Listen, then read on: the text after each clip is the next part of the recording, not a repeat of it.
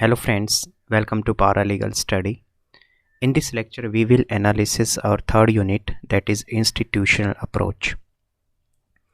Friends, institutional approach होता क्या है? सिंपल सी भाषा में हम बात करें कि institutions की स्टडी करना ही होता है institutional approach, है ना? So the institutional approach means it is a comparative study of the institution. So if we analysis the upper house of the India, that is Rajya Sabha, and the upper house of the United Kingdom, that is House of the Lords, अगर इन दोनों का हम comparative study करते हैं, means हमारा upper house राज्य सभा और वहाँ का जो अपर हाउस है जिसको हम हाउस ऑफ द लॉर्ड्स बोलते हैं, इन दोनों इंस्टीट्यूशंस की अगर आप स्टडी करते हैं, so this is the best example of the institutional approach. और मैंने आपको बताया कि इंस्टीट्यूशनल अप्रोच में आप क्या करते हो, इंस्टीट्यूशंस की स्टडी करते हो. ये एक बेसिक सा इंट्रोडक्शन सबसे पहले आपको पता होना चाहिए कि इंस्टीट्यूशनल अप्रोच में होता क्या है. अब नेक्स्ट है, थोड़ा सा इसमें और फर्दर अगर हम चलें कि this belief not only sees western liberal democracies as the best form of government but it gives the universal and normative character. Friends, आप एक चीज़ हमेशा ध्यान रखना, इग्नू का मटेरियल नो डाउट थोड़ा कॉम्प्लेक्स है, उसमें कई बार चीज़ें बहुत ही कॉम्प्लिकेटेड तरीके से चीज़ें दी हुई होती हैं. तो आपको कुछ टर्म्स जो जैसे जब मैं लेक्चर में जब भी अपना लेक्चर डिलीवर करता हूँ या जो भी नोट्स जो स्टूडेंट्स नोट्स को बाई करते हैं, तो मैं हमेशा एक चीज़ पॉइंट आउट करता हूँ कि आप कुछ जो टर्म्स हैं ना उनको पकड़ें, उनको समझने की कोशिश करें. तो जैसे अभी जब आप इंस्टीट्यूशनल अप्रोच के बारे में कोई भी आपका क्वेश्चन आएगा तो एक बेसिक इंट्रोडक्शन में मैंने जो आपको बताया वो लिखेंगे, और फिर आप लिखेंगे कि ये जो इंस्टीट्यूशनल अप्रोच में ना क्या होता है, ज़्यादातर ये बिलीफ का ये मानना है, मीन्स इस अप्रोच को जो भी थिंकर फॉलो करते हैं वो कहते हैं उनकी नज़र में वेस्टर्न डेमोक्रेटिक जो मॉडल है वो एक बेस्ट फॉर्म ऑफ गवर्नमेंट के रूप में वो उसको रिप्रेजेंट करते हैं और उसी को वो यूनिवर्सल और नॉर्मेटिव कैरेक्टर के रूप में दिखाते हैं. तो मेन मैं बात करना चाह रहा था कि यूनिवर्सल एंड नॉर्मेटिव का क्या मतलब होता है. फ्रेंड्स, एम्पेरिकल और नॉर्मेटिव ये दो अप्रोच होती हैं चीज़ों को देखने की. एम्पेरिकल अप्रोच का मतलब होता है व्हाट इज़, जैसे सिंपल है, जो है, कोई भी चीज़ जो आपको अभी मौजूद है वो व्हाट इज़ की सेंस में आपका एम्पेरिकल अप्रोच होगा. और व्हाट ऑट टू बी, क्या होना चाहिए, वो नॉर्मेटिव अप्रोच उसकी बात करता है. सो यहाँ पे जब आप इंस्टीट्यूशनल अप्रोच के बारे में लिखेंगे तब आप लिखेंगे कि this belief mainly focus on the means support the western liberal democratic model is the best form of government and it gives also the universal and normative character. So a characteristic feature of this approach has also been the ethnocentric who believe in the primacy of the western liberal democratic institutions, कि जो western democratic जो institutions है उसी को ये supreme मानते हैं और उन्हीं की ही ये बात करते हैं. और इनका ये मानना में जब भी ये कंपेयर करेंगे, किसी भी इंस्टीट्यूशन को कंपेयर करेंगे, तो ये वेस्टर्न जो स्टाइल है या वेस्टर्न का जो मॉडल है उसी को बेस्ट मानते हुए चीज़ों का एनालिसिस करते हैं. तो ये एक बेसिक सा इनका इंस्टीट्यूशनल अप्रोच जो लोग हैं उनका ये आपको स्टैंड क्लियर होना चाहिए. अब नेक्स्ट आता है friends the institutional approach a historical overview. अब इसका मतलब क्या है, जब भी आप एनसीईआरटी की बुकें देखेंगे तो उसमें आपको ज़रूर ऐसे ये सब टॉपिक मिलेगा, हिस्टोरिकल ओवरव्यू. इसका मतलब है कि how this concept emerged over the period of time, कैसे वो इमर्ज हुआ. सो सबसे पहले अगर हम बात करें, perhaps the oldest comparative study of government was made by the Aristotle.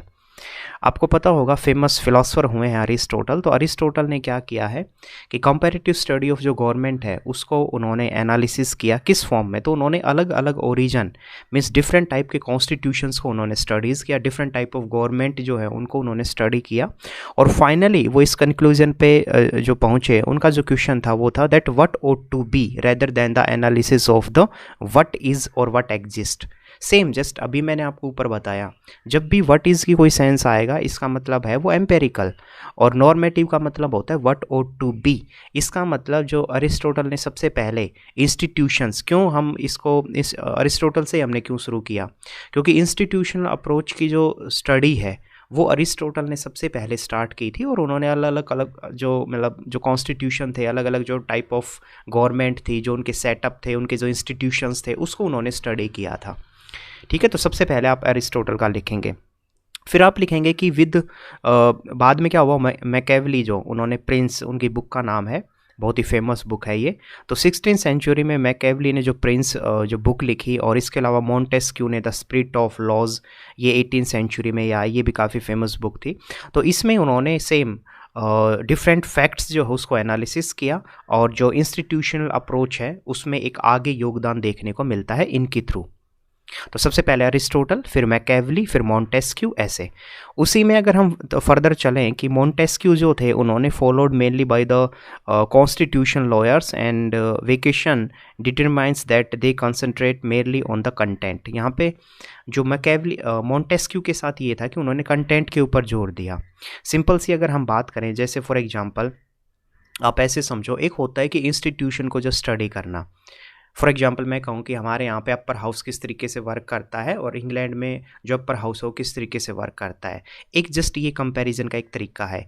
एक कंटेंट के रूप में अगर हम देखें कि मतलब कि वहाँ के जो रिप्रेजेंटेटिव हैं, क्या उनका प्रोसेस कैसे होता है, उनका इलेक्शन कैसे होता है, अपने यहाँ पे राज्यसभा के मेंबर्स का इलेक्शंस कैसे होता है, उनका टेन्योर कितना है, हमारे यहाँ पे टेन्योर कितना है, उनके पास कितनी पावर है, हमारे पास कितनी पावर है।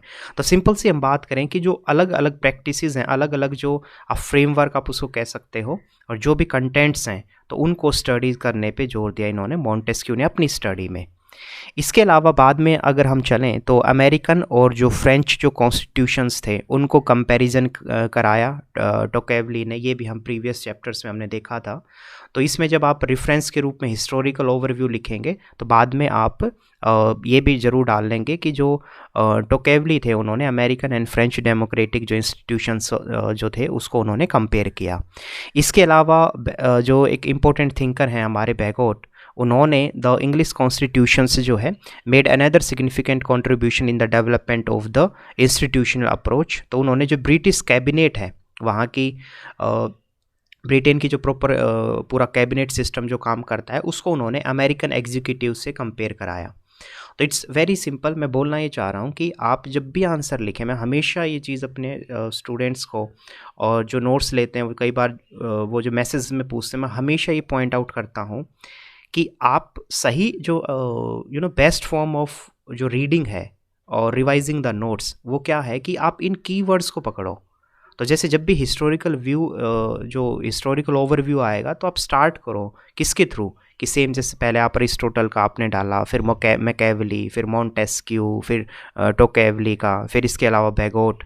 तो ये सारे जो थिंकर्स आप जब आप लिखेंगे, और सारे नहीं तो एटलीस्ट 3 से 4 थिंकर भी आप लिखेंगे ना, तो टीचर को ये लग जाएगा कि हाँ, इस बच्चे को अच्छे से कॉन्सेप्ट आता है। ठीक है, तो ये यहाँ तक हमारा हो गया फ्रेंड्स। नेक्स्ट है the institutional approach and the emergence of the comparative government. तो यहाँ पे अगर हम करें कि कुछ इंपॉर्टेंट थिंकर हैं जैसे लोवेल हुए, इसके अलावा ओस्ट्रोगोर्की हुए। तो these are the thinkers works towards the end of the 19th century and the early 20th century and has radically changed the content of the institutional approach and thereby the nature and scope of the comparative politics। जैसे अगर हम simple समझे कि जो institutional approach के बारे में just मैंने अभी जब ऊपर आपको सारी चीज़ें जो बताई, उसके बाद कहते हैं कि 1950s के बाद से अगर हम समझें तो क्या होता है, कुछ अदर थिंकर्स जो हैं जैसे ब्रायक हैं, लोवेल जो हैं, ओस्ट्रोगोर्किक हैं, ये जब कुछ इंपॉर्टेंट थिंकर हैं वो इमर्ज होते हैं 19th सेंचुरी के एंड में और 20th सेंचुरी में। तो एक कुछ रेडिकल चेंजेस उसमें लाते हैं। मीन्स ये जो ये इंस्टीट्यूशनल अप्रोच से थोड़ा सा आगे बढ़ जाते हैं। और कॉम्पैरेटिव जो गवर्नमेंट जो एक टर्म है यहाँ पे अगर हम समझें कि कॉम्पैरेटिव गवर्नमेंट जो कॉन्सेप्ट है वो इमर्ज्ड होता है। इसमें फिर कुछ जैसे बेसिक कुछ वर्क हैं जो आपको ध्यान रखने हैं। जैसे ब्रायक का जो वर्क है वो है American Commonwealth and the modern democratic, उन्होंने जो बुक लिखी। इसके अलावा उन्होंने जो लोवेल्स जो थे उन्होंने government and parties in the continental Europe and public opinion and popular governments, ये कुछ इंपॉर्टेंट बुक लिखी। जो ओस्ट्रोगार्किक्स थे उन्होंने democracy and the organisation of the political parties. तो ये कुछ इंपॉर्टेंट वर्क, अब ये सारे वर्क आप याद नहीं रख पाएंगे, बस आप इतना समझ लो कि इंस्टीट्यूशनल अप्रोच को फर्दर आगे की ओर बढ़ाने का काम किन्होंने किया है। तो ये जो इंपॉर्टेंट जो 2-3 थिंकर मैंने आपको बताए हैं इन्होंने किया है, और इनके कुछ इंपॉर्टेंट वर्क है जिन्होंने जहाँ पे इन्होंने कंपैरेटिव गवर्नमेंट्स के ऊपर फोकस किया। अब जो इम्पोर्टेंट चीज़ हमारे लिए निकल के आती है वो ये कि कौन कौन सी ऐसी चीज़ें हैं कि what are the some important things which we see exactly how these works changes the manner in which the institutions were so far studies, कि कुछ ऐसी चीज़ें इनके वर्क के थ्रू हमें कुछ ऐसी चीज़ें निकल के आती हैं जिससे इंस्टीट्यूशनल जो अप्रोच है उसमें एक बेहतर डेवलपमेंट हमें दिखाई देता है। तो सबसे पहले theory and the practice of government. इसका मतलब क्या हुआ? इसका मतलब सिंपल सा अगर हम इसको साइंस में समझें तो पहले क्या होता था, सिर्फ थ्योरी पार्ट पे जोर दिया जाता था। मीन्स जो इंस्टीट्यूशनल अप्रोच के जो थिंकर्स हैं वो बस ये देखते थे कि दो जब इंस्टीट्यूशंस को वो कंपेयर करेंगे तो उनका बेसिक आप कह सकते हो उनकी फॉर्मेशन कैसे हुई, ठीक है, और इसके अलावा क्या उनकी पावर हैं, वो बस उतना रूप में देखते थे। लेकिन बाद में क्या हुआ, प्रैक्टिसेस ऑफ द गवर्नमेंट। देखो दो चीज़ें आप इसको समझो, आपको सिंपल सा एग्जांपल से बताता हूँ। मान लो मैं आपको कहूँ कि लॉ में हम फॉर एग्जांपल जो पढ़ते हैं चीज़ें, या फिर आप कोई मान लो कोई एग्ज़ाम दे रहे हैं, इवन जैसे आप सिविल सर्विस का एग्ज़ाम दे रहे हैं, तो आपको क्या लग रहा है जो सिविल सर्विस का जो आप एग्ज़ाम दे रहे हैं, प्रीलियम, प्री एग्ज़ाम, मेंस और इंटरव्यू, ये सारी चीज़ें, ये जब आप फील्ड पे जाएंगे, मान लो आप आईपीएस ऑफिसर बन गए, तो वहाँ पे आपको क्या लग रहा है ये पेपर वहाँ पे काम आएगा? नहीं आएगा, क्योंकि वो प्रैक्टिकल एक्सपीरियंस बिल्कुल अलग है, ठीक है ना। इन द सेम वे यहाँ पे अगर हम बात करें कि जब institutional approach over the period of time उसमें जब डेवलपमेंट आई, ठीक है, late 19th century 20th century में, तो उसमें जो सबसे पहला चेंजेस देखने को मिला वो है theory and practice of the government, कि अब सिर्फ एक फॉर्मल इंस्टीट्यूशन स्ट्रक्चर्स के ऊपर ध्यान ना देके एक्चुअल में उनके पावर क्या है, उनके फंक्शंस क्या हैं, कितना बेहतर तरीके से वो परफॉर्म कर रहे हैं, नहीं कर रहे हैं, these are the things also related, these things also counted during the study of the institutional approach। तो ये एक चीज़ देखने को मिली है। दूसरा है फोकस ऑन द फैक्ट। अगर हम देखो सिंपल से हम बात करें कि जो ब्राइग जो थिंकर हैं उन्होंने कहा है कि फैक्ट जो है ना, fact means when fact has been supplied each of us try to reason with them. Means इन्होंने कहा कि कोई भी जब आप किसी चीज़ की स्टडी करते हो तो सबसे पहले फैक्ट और जो डाटा है उसको कलेक्ट करिए, और उन फैक्ट्स और उन डाटा के बाद आप एक एनालिसिस, एक पर्टिकुलर आप किसी कंक्लूजन तक आप पहुंच पाएंगे, है ना। तो इसको कुछ हालांकि कुछ थिंकर्स ने इनको क्रिटिसाइज भी किया। उन्होंने कहा कि ये जो इंस्टीट्यूशनल अप्रोच वाले थिंकर है ये जस्ट फोकस करते हैं फैक्ट पे, लेकिन इनका ये मानना था कि नहीं, अगर आपके पास फैक्ट नहीं है, अगर आपके पास कोई डाटा नहीं है, जैसे मान लो अगर हम देखें कि अपने ही हाउसेज में ले लो, मान लो मैं कहूँ कि राज्यसभा कितने टाइम पे डिबेट करता है, कितने टाइम पे वहाँ पे डिबेट अच्छे से नहीं होती, किन बिल्स में उसका जो उनका हम कह सकते हैं योगदान जो है राज्यसभा का वो कितना है, मीन्स पासिंग द बिल्स जो कि लोकसभा में पास हुए, तो राज्यसभा ने उन सभी बिल्स को पास किया या नहीं किया, ये सारी चीज़ें फैक्ट के रूप में, डाटा के रूप में हम कलेक्ट करेंगे, और उससे भी हम फिर बेहतर अपनी जो एक कंपेयर जब करना होता है कंपेरेटिव गवर्नमेंट्स में, तो वो हम कंपेयर कर पाएंगे। तो फोकस ऑन फैक्ट, मेन मैं बोलना ये चाह रहा हूँ कि इस दूसरी जो चीज़ हुई है, सबसे पहली जो चीज़ मैंने आपको बताई वो क्या थी sorry, theory and practice of the government, और दूसरा जो है वो है focus on the fact. Third है कि टेक्निक। अब इसमें टेक्निक में क्या आ जाएगा, so the search for fact also led by the thinkers like Bryce and Lowell towards the use of the quantitative indicators. Means quality के साथ साथ इन्होंने क्वांटिटी के ऊपर भी जोर दिया। क्वांटिटी मतलब सेम वही मैथमेटिक्स, डाटा, फैक्ट, उसके ऊपर भी इन्होंने स्टडीज़ में उसको भी काउंट किया। तो थ्योरी के साथ साथ प्रैक्टिकल, इसके अलावा फैक्ट, इसके अलावा techniques, these are the things which adopted by the various thinkers for better understanding of the comparative politics। तो ये पूरा टॉपिक आपका इस रूप में चलेगा फ्रेंड्स। नेक्स्ट है the institutional approach a critical evaluation. तो इसका मतलब क्या है कि इसमें कौन कौन से ऐसे थिंकर हैं जिन्होंने इंस्टीट्यूशनल अप्रोच को क्रिटिसाइज किया है, ठीक है। तो देखो मेजर जो क्रिटिसिज्म हुआ है इंस्टीट्यूशनल अप्रोच का वो 1950s के बाद हुआ है, और ख़ासकर डेविड ईस्टन और रोइग मैरेक्डिस, ये कुछ दो इम्पोर्टेंट थिंकर हैं जिन्होंने इंस्टीट्यूशनल जो अप्रोच है उसको सबसे ज़्यादा क्रिटिसाइज़ किया।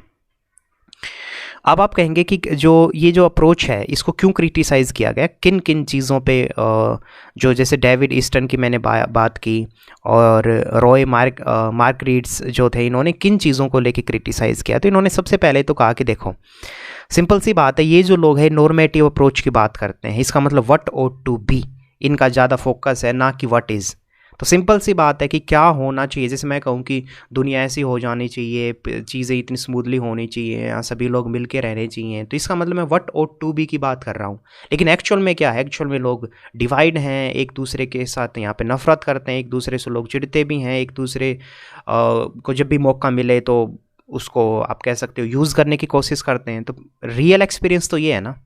तो सेम है, जो ये क्रिटिक्स जो थे इंस्टीट्यूशनल अप्रोच के, इन्होंने यही कहा कि भाई आप नॉर्मेटिव की बात करते हो, और नॉर्मेटिव और जो रियल जो वर्ल्ड है उसमें अंतर है। तो एक तो वहाँ पे क्रिटिसिज्म हो गया। दूसरा इन्होंने कहा कि आप ना क्या करते हो, आप रेगुलरिटीज़ जो होती हैं और इरेगुलरिटीज़ के बीच एक रिलेशनशिप जो है आप उसको नहीं देख पा रहे हैं। इसका मतलब क्या, इसका मतलब ये कि ये जो लोग हैं जैसे फैक्ट फैक्ट फैक्ट फैक्ट की सिर्फ बात कर रहे हैं ना, इन्होंने जो ऊपर बोला भी, तो ये कह रहे हैं कि सिर्फ वही चीज़ नहीं होती है, कई बार हमें ये भी देखना होता है कि ये जो फैक्ट अराइज हुए हैं इसके पीछे क्या सोशली, कौन से इकोनॉमिकली, कौन से ऐसे पॉलिटिकली, बहुत सारे ऐसे वजह होते हैं जिसके कारण कोई ऐसे पर्टिकुलर फैक्ट दिखाई देते हैं। जैसे अगर मैं आपसे कंपेयर करूं कि रेप जो है वो दिल्ली में, नॉर्थ इंडिया में ज़्यादा होते हैं as compare to the cities like Gujarat and the Maharashtra, Bombay, मान लो ये मैं फैक्ट दे रहा हूँ। तो इसके पीछे पहले आपको अदर जो साइकोलॉजिकल और मीन्स पॉलिटिकल, सोशली, इकोनॉमिकली और अदर फैक्टर भी आपको देखने होंगे। तो उन्होंने वही कहा कि आप जब कोई किसी चीज़ की स्टडी करते हो तो आप एक बेहतर रिलेशनशिप एस्टेब्लिश करोगे, ना कि सिर्फ एक पर्टिकुलर चीज़ पे आप फोकस करोगे। दूसरा इन्होंने क्रिटिस ने ये भी कहा कि आपने हिस्टोरिकल जो एक इवैल्यूएशन होता है, एक हिस्टोरिकल पार्ट को भी हम देखते हैं, आपने उस चीज़ पे फोकस नहीं किया। इन्होंने कहा कि your studies is बेसली mainly focused on the European liberal model, जो यूरोपियन का लिबरल डेमोक्रेटिक जो मॉडल है उसके ऊपर ही फोकस थे इंस्टीट्यूशनल अप्रोच वाले। तो उन्होंने कहा कि सिर्फ यूरोपियन ही मॉडल तो पूरी दुनिया में नहीं है ना, तो इस चीज़ को लेके भी इन्होंने क्रिटिसाइज़ किया। सो ये कुछ पॉइंट्स थे जिसके तहत क्रिटिसिज्म जो क्रिटिक्स जो लोग हैं उन्होंने इंस्टीट्यूशनल अप्रोच के बारे में बोला कि ये सही अप्रोच नहीं है। इसके अलावा अगर फर्दर हम चलें, जैसे कुछ अब आपको ईस्टर्न का एक इम्पोर्टेंट वर्क लिख देना है जो उन्होंने द पॉलिटिकल सिस्टम, ये बुक उन्होंने लिखी, और उसमें उन्होंने यही कहा कि ये जो इंस्टीट्यूशनल अप्रोच वाले हैं ये क्या करते हैं, ये सिर्फ यूरोपियन मॉडल को ही बेस्ट मानते हैं, और ये सिर्फ एक हाइपर फैक्चुअलिज्म, इसका मतलब सिंपल है कि उनकी नज़र में सिर्फ यही यूरोपियन जो मॉडल है वही बेस्ट है। और ये एक तरीके से वो कहते हैं ना कि आपने तो वो कर दिया, जैसे एक छोटे से कहावत के सेंस में अगर मैं बोलूँ तो, कि एक चश्मे से पूरी दुनिया को आप देख रहे हैं, जो कि पॉसिबल नहीं है। ठीक है ना। तो द पॉलिटिकल सिस्टम जो बुक लिखी है ईस्टर्न्स, उसमें उन्होंने इस चीज़ को क्रिटिसाइज़ किया। इसके अलावा अगर हम फर्दर कुछ अलग थिंकर की बात करें कि बाद में देखो क्या होता है, जब 1950s के बाद फ्रेंड्स हम समझें तो कम्युनिस्ट पार्टी ऑफ जो चाइना है वो एक नया ही मॉडल एस्टेब्लिश कर देती है। मीन्स बिल्कुल लोकतंत्र के पैरेलल में वो लोग चलते हैं, और आपको पता है चाइना अच्छा खासा डेवलप भी है। तो ये भी अपने आप में एक चुनौती पेश करता है। और जो इंस्टीट्यूशनल जो अप्रोच थी तो उसको क्रिटिसाइज ये ईस्टर्न इसी वे में कह रहे हैं कि आपने सिर्फ एक मॉडल को स्टडी करने के बारे में सोचा, लेकिन चाइना और भी ऐसे बहुत सारी कंट्रियां हैं जो अलग ही अपना गवर्नमेंट मॉडल्स अपने लेके चल रहे हैं, तो उनको स्टडी कौन करेगा, उसको स्टडी करने का, उनको कंपेयर करने का आपके पास कौन से ऐसे तरीके हैं। इन सब चीज़ों के बारे में भी उन्होंने बात नहीं की थी जो पहले इंस्टीट्यूशनल अप्रोच के थिंकर थे। तो ये फ्रेंड्स कुछ चीज़ें हैं जो आपको ओवरऑल ध्यान रखनी है कि किस तरीके से क्रिटिसिज्म इनका होता है।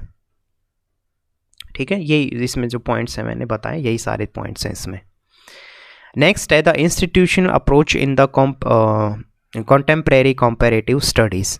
इसका मतलब क्या है कि जब भी ये वर्ड आपको दिखाई दे ना, कॉन्टेम्परेरी कंपैरेटिव स्टडी, इसका मतलब कि अभी प्रेजेंट टाइम, एक तरीके से करंट टाइम में अगर हम बात करें तो इंस्टीट्यूशनल जो अप्रोच है उसका क्या योगदान है, क्या उसकी रेलिवेंस है नहीं है, इस चीज़ को लेके।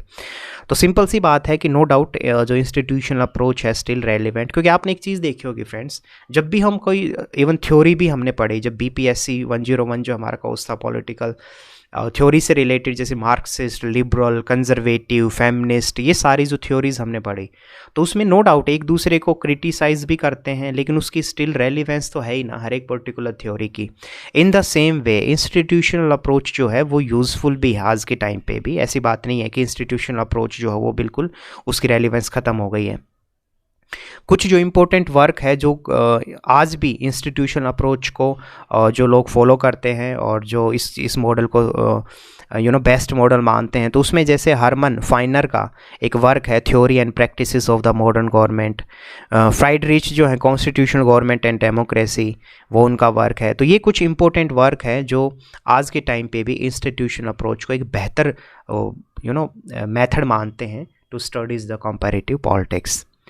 इसके अलावा अगर हम बात करें कि main focus on the institutional approach वो क्या है, कि law and the constitution, historical studies of the government, legal and legislative instrument, इसके अलावा कि how the government actually functions in a practical way.